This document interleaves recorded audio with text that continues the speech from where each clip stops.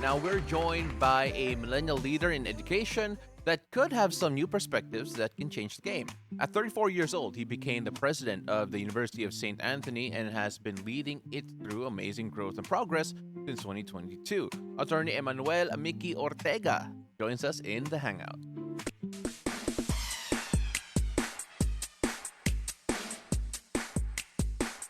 Beautiful day, Attorney Mickey. Thank you so much for joining us. Thank you for having me, Paula, and good morning to you guys. All right, Attorney, let's start off first with a bit of your background because you actually were California based Yes. before moving back to the Philippines, or at least splitting your time with the Philippines to take over as president of University of St. Anthony. Let's start off first with that move to the States and basically the reasons why you're splitting your time between your family in California right Yes. now and, of course, what's happening in Iriga City. Yes.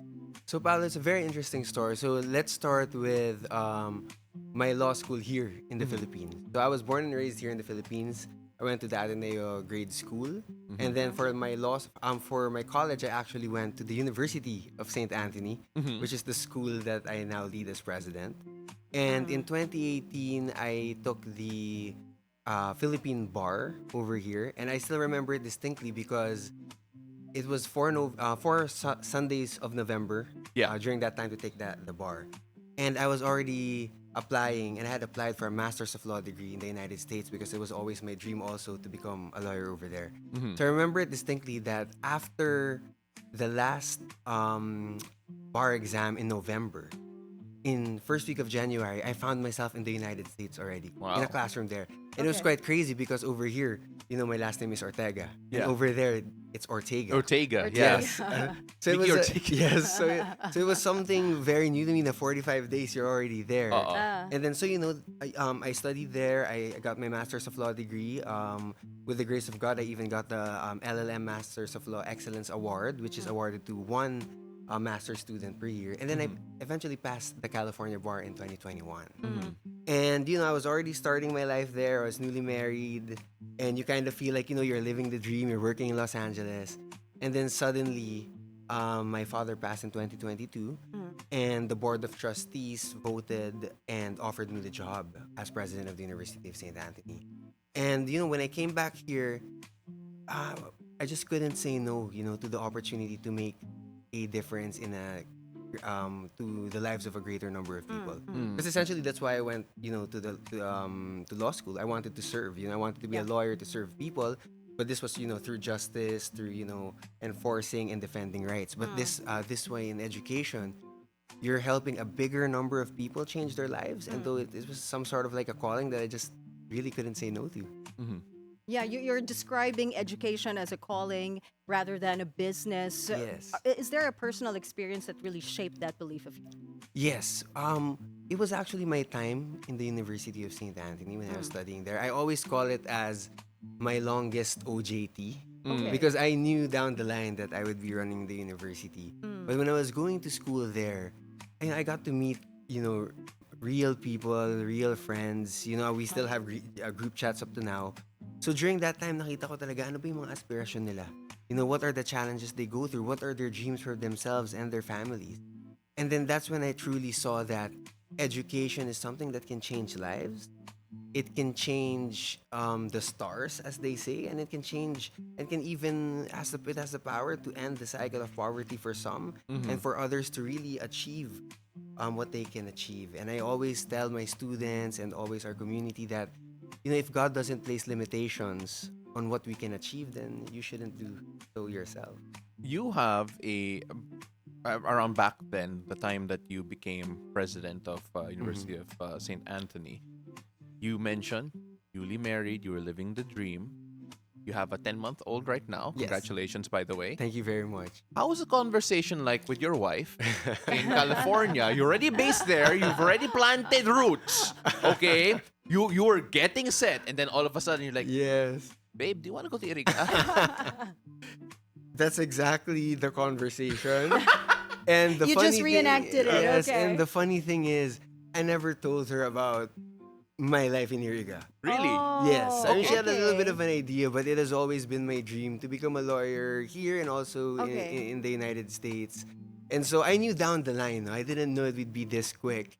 And I remember when I brought her there, she was like, "You did never told me about this part of your life." Really? But I think it's as a couple, and you see the maturity, and I'm very fortunate to have met her, Mhm. and that she's supporting me in what I do because she did see the difference that we could make in the Yeah. community. We started with 6,000 students when I came in, and right now we're at 9,700, and hopefully this school year, the elusive 10,000. We're very hopeful that we can get there. So that's just not 10,000 students. I see it as 10,000 lives changed, 10,000 families. And imagine if they can bring that to their communities, the number of people you can help. And so I think that was the main reason that she supported me in this venture, and she continues to support me in this venture. The university is deeply tied to your family's legacy, right? Yes. From your grandfather, Dr. Santiago Ortega, to your father, Attorney Santiago Ortega, and then now you as president. How does it feel, to be carrying the torch of three generations?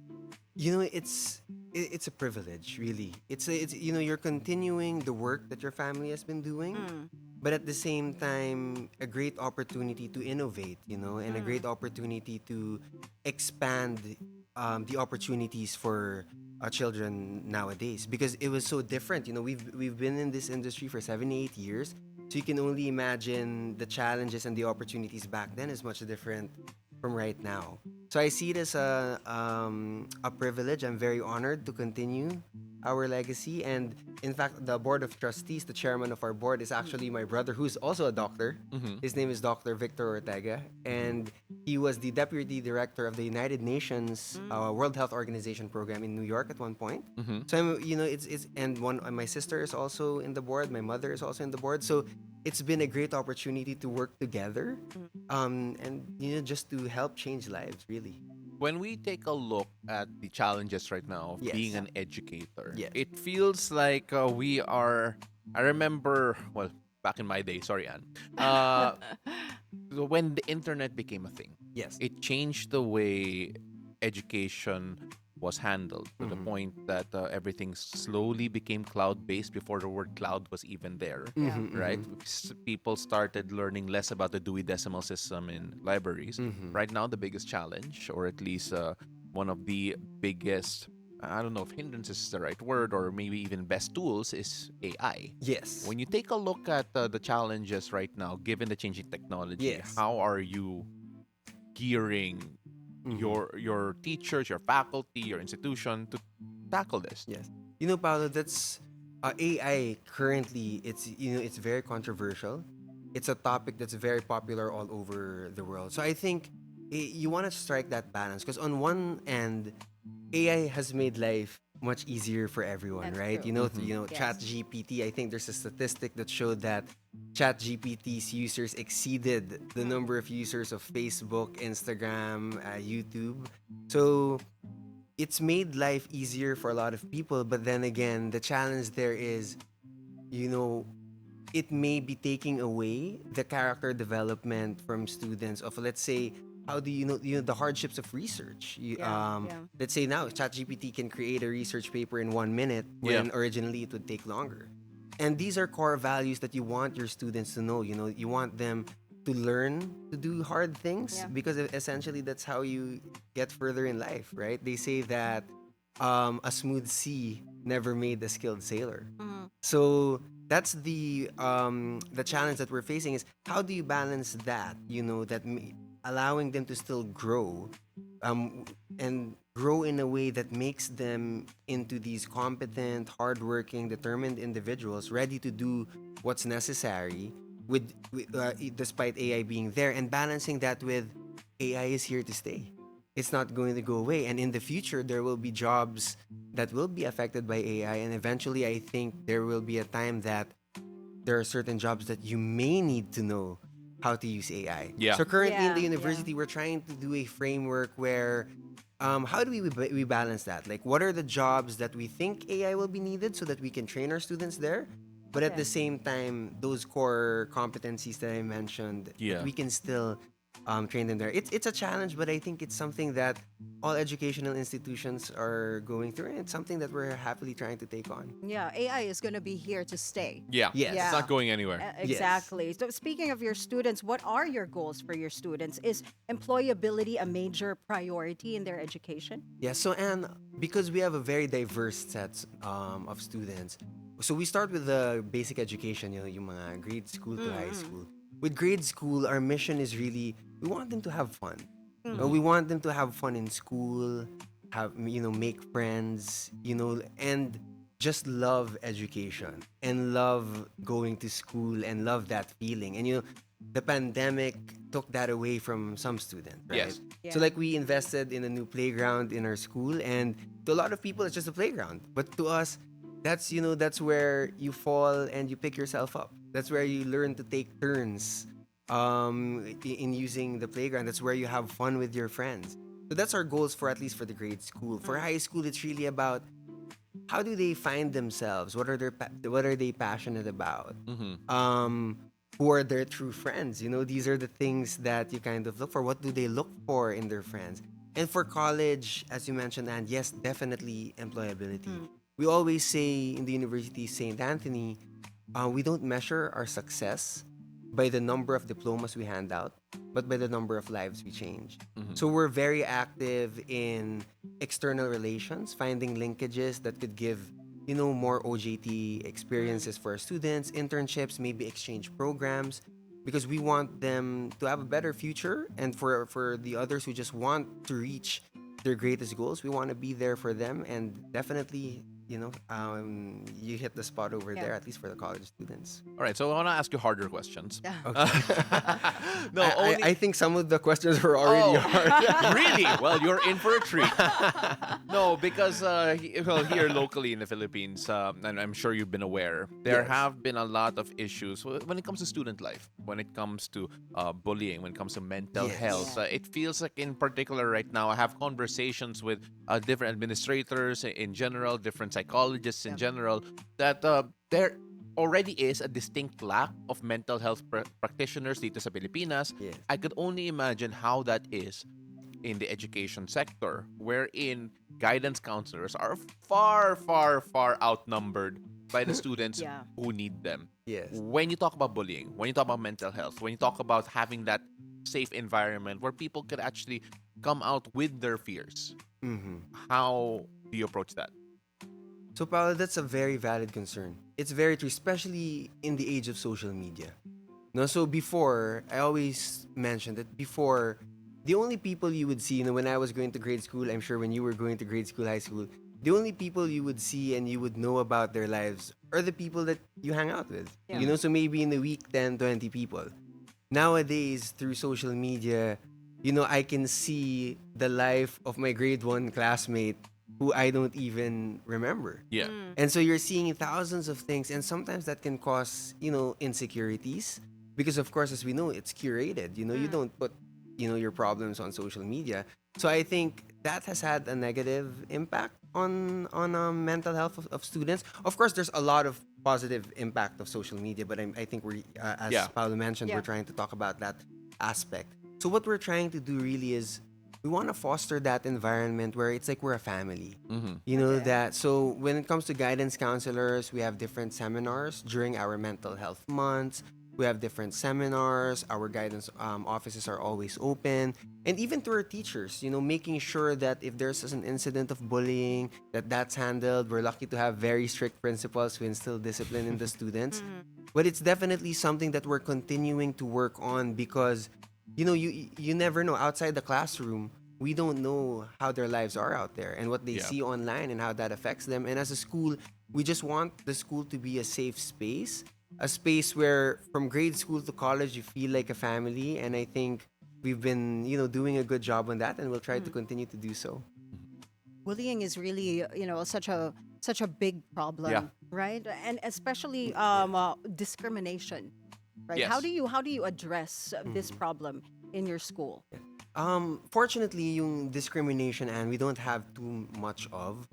Not too much of bullying either. I think it's good. just really, um, we're in Camarines Sur in Iriga City. It's a small town, so everybody kind of knows everybody. Yeah. The Okay. parents kind of know, the other Okay. parents. But how we handle that really is really with the teachers and the principals, and because this would be normally seen in the basic education. No? So if you have good principals, good teachers, they can be able to spot right away, even without the student knowing that they have that empathy to know, hey, I think there's something going on. Why is this student a little bit more quiet than he used to be? Why is the student not raising their hand like, they used to be, or they were more active? And, we would have parent-teacher conferences every month. Oh, that's And that's where we're able to do those things. And of course, we have a very active student affairs office and all of those things. But yeah, definitely we're lucky that the amount of, at least the cases, is not too much. But it is something that we're still actively working Right, on, right. as we should.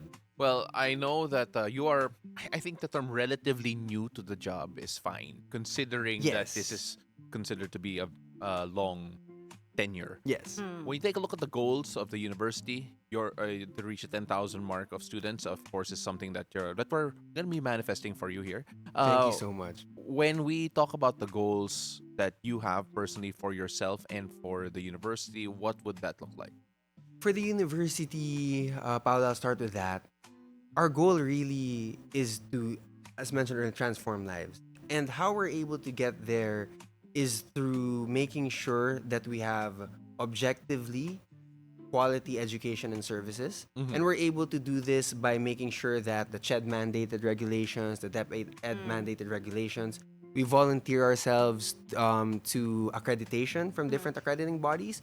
So our goal is to be an accredited institution by many different bodies so that objectively we can say we are giving the best quality and service.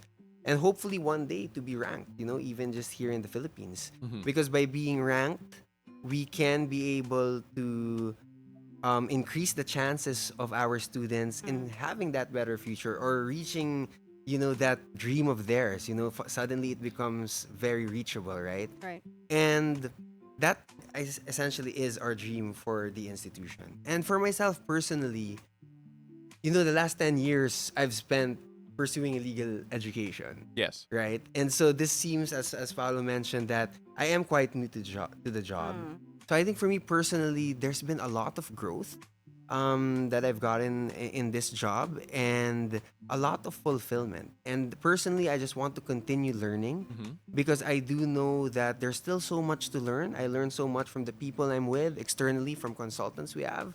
And you just want to keep getting better at what you do. And essentially what we're trying to do here is making a school run smoothly, transforming lives, and also making it an adventure of a lifetime for the students. Before we let you go, Mickey, we always ask our guests this final question. Our show is called Beautiful Day. What makes Yes. your day beautiful?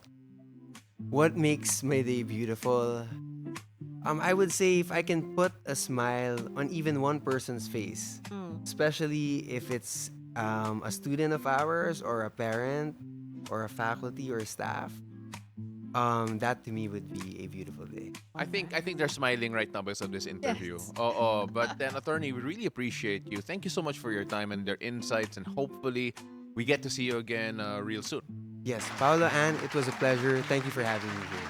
Thank you Ladies so and much. gentlemen, he is a millennial education leader, attorney Emmanuel Mickey Ortega.